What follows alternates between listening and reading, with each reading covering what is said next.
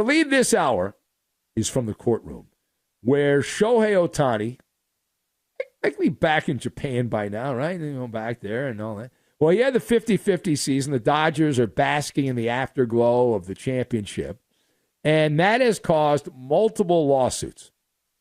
Yes, right. Lawyers are getting involved. Now, the latest one is absolutely bananas. If you have not heard, this dude from South Carolina is suing the Doyers over Shohei Ohtani's record-setting 51st stolen base.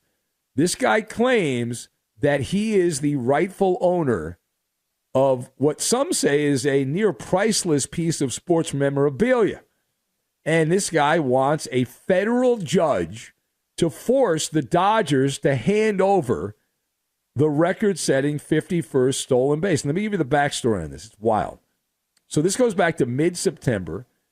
Ohtani was closing in on 50-50. At that point, he had 48 home runs and 49 stolen bases. So this opportunist, this guy in Greenville, South Carolina, he's just a regular guy like you or I. He's got a job as an office manager at a medical company. His name is James. And according to the lawsuit, he attempted to buy proactively, right? Proactively, he attempted to buy the base before the 50th. So he contacted the Marlins, and they told him, hey, yeah, you can have the base. He had a contract for the sale of the base. He was going to pay $2,500 for the base. All right, so you're going to get it. According to the lawsuit, and they accused the Marlins of breach of contract and the Dodgers with interfering with said contract. That's according to the lawsuit. So not only the Marlins, the Dodgers, all involved in this. So let us discuss. Again, for those of you a little slow, a random fan from South Carolina is suing over the Dodgers Shohei Ohtani's base, not getting it from that game with the Marlins. Does he have a case? So I've got fingerprints, ninjas, and U-Haul. And we will combine all of these things together, and we are going to go bowling, is what we're going to do. So first of all, a very public disclaimer. I am not a lawyer, but I have practiced law for many years without a license here on the radio. And as I always point out with these kind of cases, it seems frivolous. You can sue anyone for anything. It doesn't mean you have a winnable case. So we go case by case, but based on what I've heard, and this is his side of the story, I'm actually Pollyannish on this one. And here's why. There is a digital paper trail. All right, there's a lot of digital fingerprints that all lead back in terms of the chain of command and who owns what. There's an email chain, which this lawsuit highlights, in which a Marlins underling, a sales rep for the Marlins, said, quote, yes, sir, when asked if the base was this guy in South Carolina's for $2,500. The guy emailed back and said, James, yes, sir. So now Major League Baseball's lawyers are going to argue that that does not qualify as a formal contract being written up. And since no formal contract was written up, that does not count. At worst, I would say that this jabroni is going to get some kind of financial settlement. He's not going to get the base. But what a racket Major League Baseball marketing has. And I know they sell a lot of the game-used merch. I did not realize how detailed this is, and maybe you do, and you know better than me. But Major League Baseball, all the teams in baseball are in on the hustle. And so they rotate out the bases they use a few times per game, and they replace each one with a fresh new base. They then sell the used bases along with the balls, the bats, the helmets, and anything else they can put game used on the resale market as a collectible. And so you can bid on this stuff. I didn't even know this was a thing, but you can bid on it prior to games. You say, I want the base tonight, or I want, Joe Blow's batting helmet, and they'll give it to you.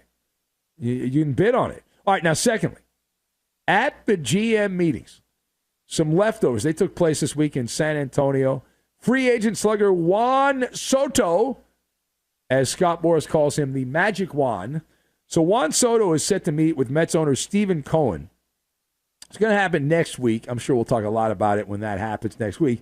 But preemptive strike here. Preemptive strike. So Juan Soto, the big free agent of the Yankees, is going to meet with the Mets owner next week. Is this a big deal, a little deal, or no deal? So I have this as a Donkey Kong-sized deal. Donkey Kong-sized deal.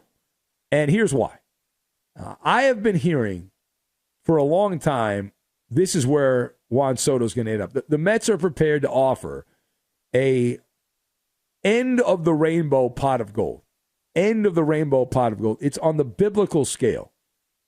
So how do you like them big apples if you're Juan Soto? For the past 6 months, the Metropolitans have been working undercover like ninjas, lurking in the shadows. And now they're going to make this a spectacle.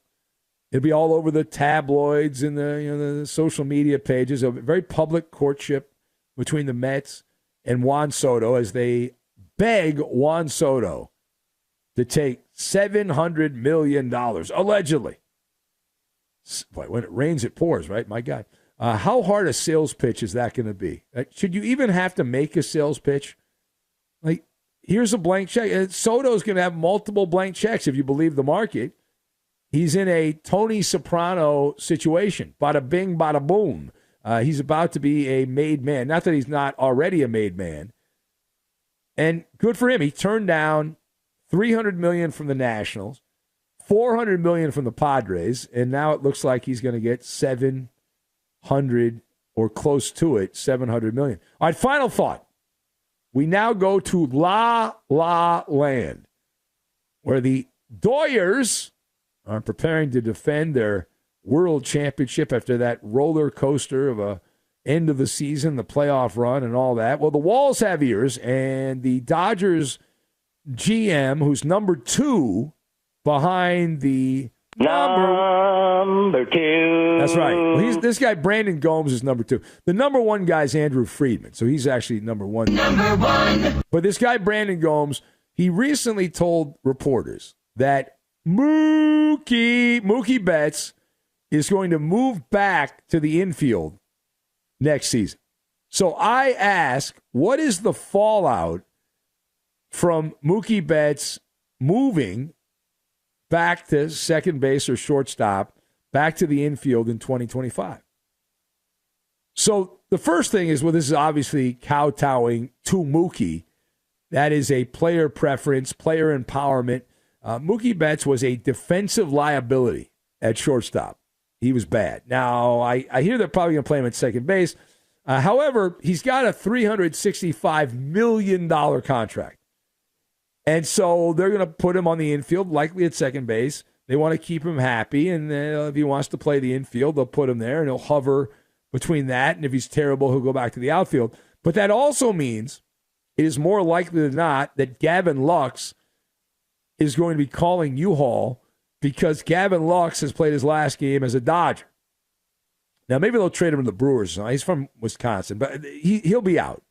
He's not a very good defensive player. He's all right. He was one of their can't-miss players. He's not great, average major league player. But the Dodgers will be trading Gavin Lux. He's the odd man out as the music stops. He's not needed. They have Mookie. They have Tommy Edman, the playoff hero from the NLCS. Miguel Rojas is still hanging out. So Mookie Betts back to the infield as it all shakes out.